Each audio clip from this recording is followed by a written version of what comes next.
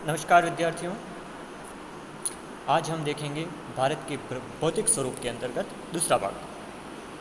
पहले भाग में हमने देखा था भारत के भौतिक स्वरूप के अंतर्गत 4 भागों में बांटा था। पहला भाग देखा था उत्तर के पर्वतीय प्रदेश, उत्तरी पर्वतीय प्रदेश, जिसके अंतर्गत हिमालय का अध्ययन किया था। हिमालय का भौगोलिक वर्गीकरण, हिमालय का प्रादेशिक वर्गीकरण, साथ में ही हिमालय की उत्पत्ति के बारे में जाना था और हिमालय का क्या महत्व। इसी कड़ी में आज हम देखेंगे उत्तरी भारत के विशाल मैदान के बारे में। उत्तर भारत के विशाल मैदान है वो हिमालय के दक्षिण में पूर्व से पश्चिम में अवस्थित है। यह जो उत्तर का विशाल मैदान है, उत्तर का जो विशाल मैदान है, उसकी कुल लंबाई की बात की जाए तो सिंधु के डेल्टा से गंगा के मुहाने तक 3200 किलोमीटर में फैला हुआ है। 3200 किलोमीटर। इसका कुल क्षेत्रफल की बात की जाए तो 7,77,000 वर्ग किलोमीटर है। इसके अंतर्गत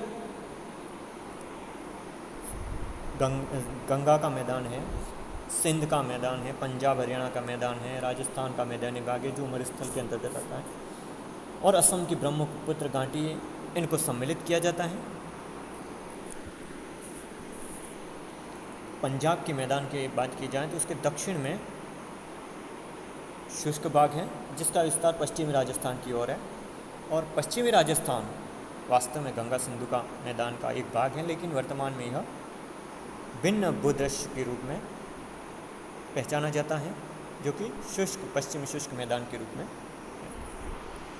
तो इस तरह देखा जाए तो इसका विस्तार अलग अलग क्षेत्रों में है।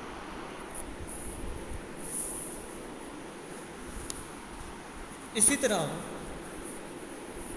उत्तर भारत के विशाल मैदान को उच्चावच की भिन्नता के आधार पर निम्नांकित उपभागों में बांटा जा सकता है। कौन कौन से? पहला है भाबर। यह मैदान है वो शिवालिक के तलहटी में सिंधु से तीस्ता नदियों तक फैला हुआ है। यह एक पर्वतपदीय मैदान है जिसको पेडिमेंट भी कहा जाता है।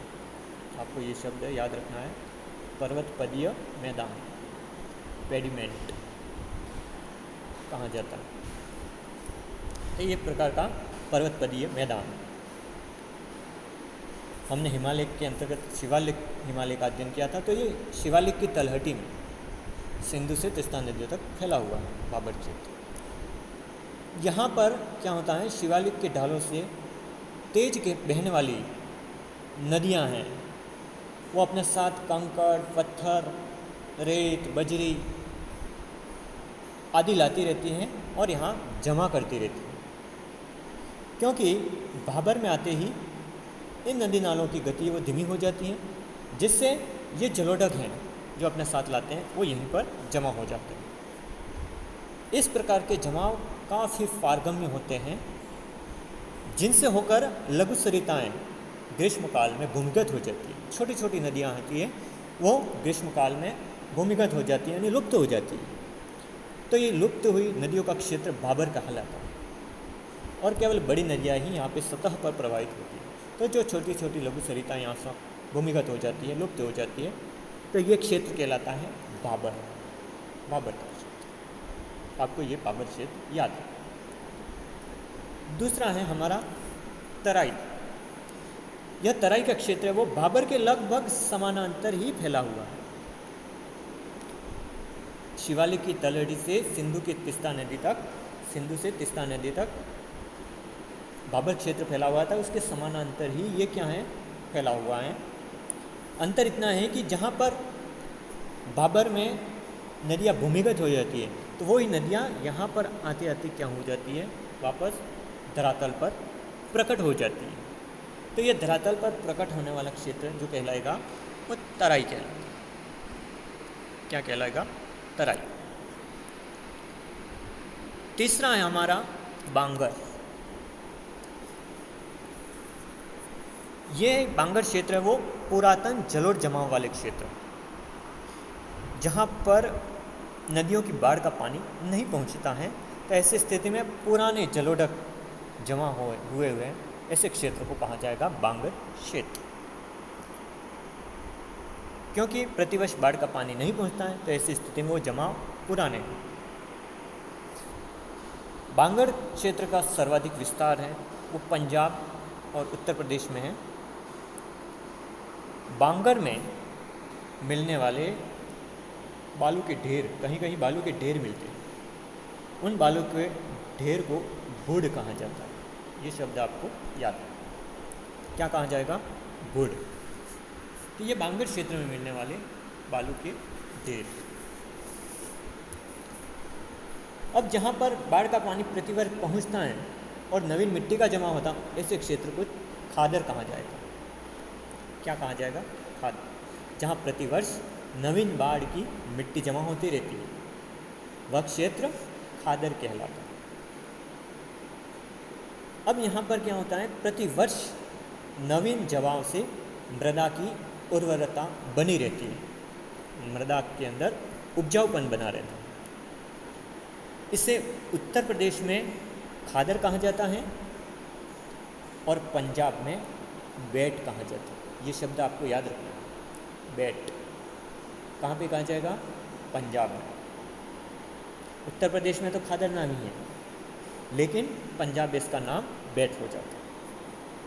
ये मैदान नदियों के किनारे के सहारे बनते हैं और इनका विस्तार, खादर का विस्तार की बात की जाए तो पंजाब है, उत्तर प्रदेश है, बिहार है, पश्चिम बंगाल है, वहाँ पर इसका विस्तार। तो इस तरह उत्तरी भारत के विशाल मैदानों को अलग अलग भागों में, उपभागों में बांटा। आगे देखते हैं उत्तर के विशाल मैदानों का प्रादेशिक वर्गीकरण अथवा विभाजन। उत्तर के विशाल मैदानों को अलग अलग प्रादेशिक भागों में बांटा, विभाजित किया गया है, जिसके अंतर्गत निम्नलिखित 4 उपभाग हैं। मुख्यतः पंजाब हरियाणा का मैदान, राजस्थान का मैदान, गंगा का मैदान और ब्रह्मपुत्र का मैदान। इन 4 भागों में बांटा। यहाँ पर देख लेते हैं, पहला भाग है हमारा पंजाब हरियाणा का मैदान। अब पंजाब का नाम ही 5 नदियों के आधार पर रखा है। पंजाब में 5 नदियाँ कौन कौन सी? झेलम है, चिनाब है, रावी, व्यास और सतलज। इनके प्रवाह के कारण इसका नाम ही पंजाब पड़ा है। और फारसी भाषा में पानी को आब कहते हैं। पंच मीन्स 5 और आब मीन्स पानी, यानी नदियाँ। तो पंजाब के मैदान में प्रवाहित होने वाली नदियों के मध्य भाग को दोआब कहा जाता है। तो यहाँ पे कई प्रकार के दोआब भी मिलते हैं। 2 नदियों के बीच का क्षेत्र, उनको कहा जाएगा दोआब।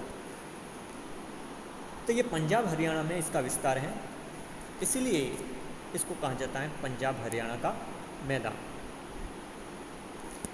दूसरा भाग है राजस्थान का मैदान। राजस्थान के मैदान की बात की जाए, यहाँ मानचित्र में देख लेते हैं। तो राजस्थान का जो अरावली से ये पश्चिम में भाग है, इस भाग के अंदर इस मैदान का विस्तार है, राजस्थान के मैदान। वास्तव में ये मैदान वर्तमान में अलग प्रकार का भूदृश्य प्रस्तुत करता है, क्योंकि ये एक प्रकार का मरुस्थलीय क्षेत्र है।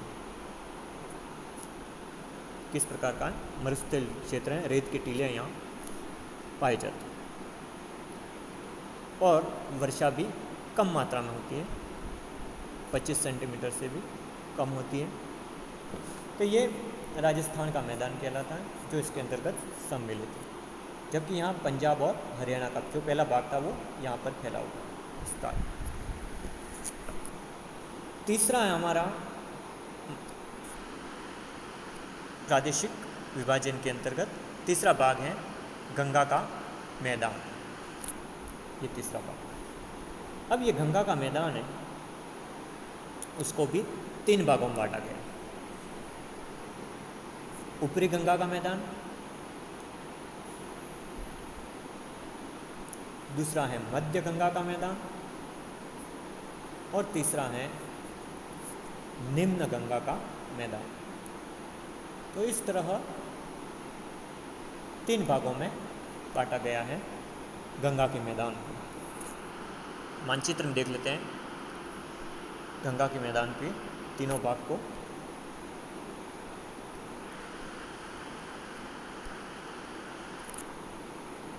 यहाँ पर ऊपरी गंगा का मैदान, ये बीच का मध्य गंगा का मैदान और तीसरा है निम्न गंगा का मैदान। यहाँ से नदी प्रवाहित होते होते नीचे तक चली जाती है। तो इन क्षेत्रों में ऊपरी गंगा, बीच का भाग मध्य गंगा का और यहाँ पे निम्न गंगा का। तो इस तरह 3 भागों में बांट करके इसका अध्ययन किया जा सकता है। ये गंगा नदी और उसकी सहायक नदियों से द्वारा निर्मित है, इसलिए इसको कहा जाता है गंगा का मैदान। चौथा भाग है हमारा ब्रह्मपुत्र नदी, ब्रह्मपुत्र का मैदान।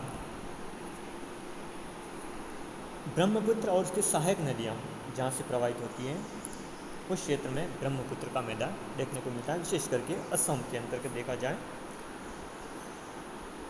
तो ब्रह्मपुत्र नदी के प्रवाह क्षेत्र के अंतर्गत इसका विस्तार है। असम की घाटी के अंदर इसका विस्तार देखने को मिलता है। ब्रह्मपुत्र के मार्ग में देखा जाए तो अनेक द्वीप पाए जाते हैं, जिसमें मंजुली द्वीप भी कहा जाता है, जिसको मांजुली द्वीप, मांजुली एक ही शब्द है ये, मांजुली द्वीप सबसे बड़ा है और इसे यूनेस्को ने 2000 में विश्व विरासत की सूची में शामिल किया था और ये असम के जोरहट जिले में मांजुली द्वीप। ये चीज़ें आपको याद रखनी है कि ब्रह्मपुत्र का मैदान भारत के पूर्वोत्तर में फैला हुआ है विस्तृत। तो इस तरह हमने भारत के भौतिक विभागों के अंतर्गत